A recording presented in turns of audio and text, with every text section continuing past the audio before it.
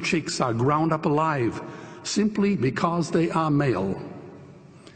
Only 100 billion people have ever lived. 7 billion people live today.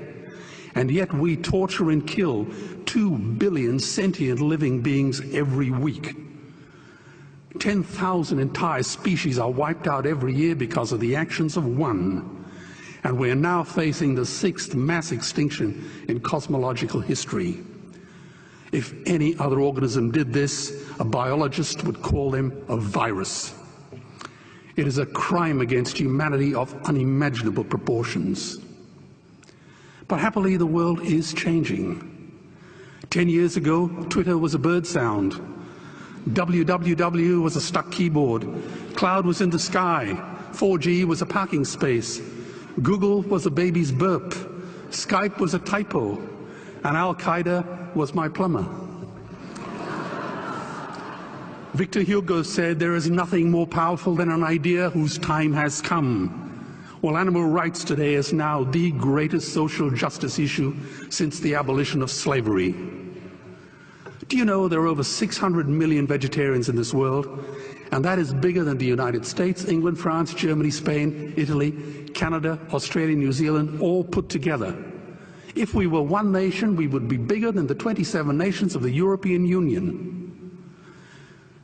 Can you believe that?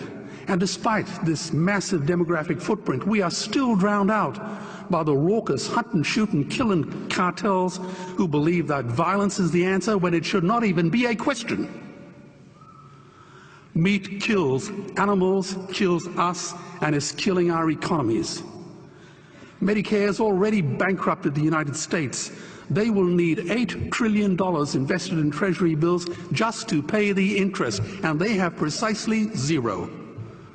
They could shut down every school, Army, Navy, Air Force, Homeland Security, Marines, CIA, and FBI, and they still will not have the money to pay their doctor bills. And our Cornell and Harvard say that the optimum amount of meat in a healthy human diet is precisely zero. Water, as you know, is the new oil. Nations will soon be going to war for it. Underground aquifers that took millions of years to fill are now running dry. It takes 50,000 liters of precious drinking water to make 1 kilo of beef. Today, 1 billion people are hungry. 20 million people will die from malnutrition. Cutting meat by only 10% will feed 100 million people, and eliminating meat will end starvation forever. If everyone ate a Western diet, we would need 2 planet Earths to feed us. We've only got one, and she is dying. Greenhouse gas emissions from livestock is 50% greater than transport, as Peter said. Cars, trains, buses, ships, lorries, the whole lot. And as I travel around the world, I see poor countries who sell their grain to the West while their own children starve in their arms.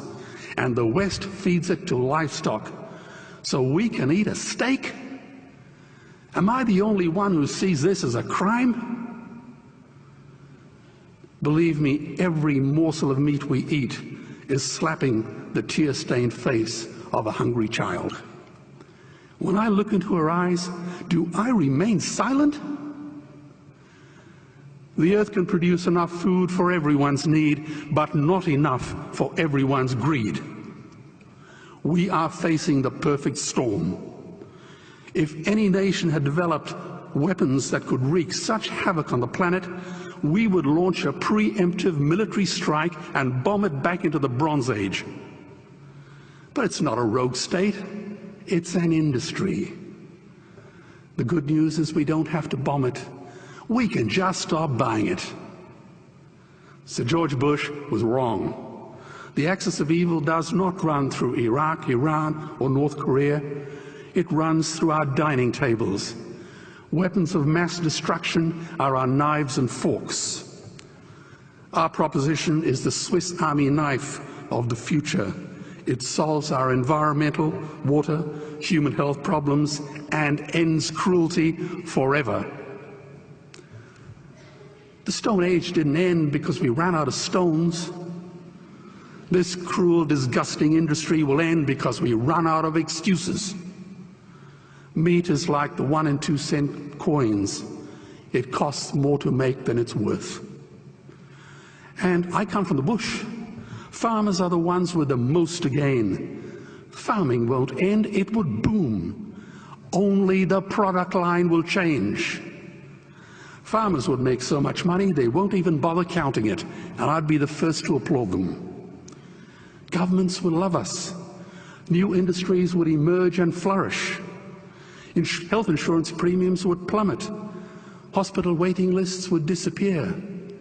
Hell, we'd be so healthy, we'd have to shoot someone just to start a cemetery. So tonight I have 2 challenges for the opposition. 2 challenges. Meat causes a wide range of cancers and heart disease. Would they name one disease caused by a vegetarian diet? And 2, I'm funding the Earthlings trilogy. If the opposition is so sure of their ground, I challenge them to send a copy of the Earthlings DVD to all their colleagues and all their customers. Go on, I dare you.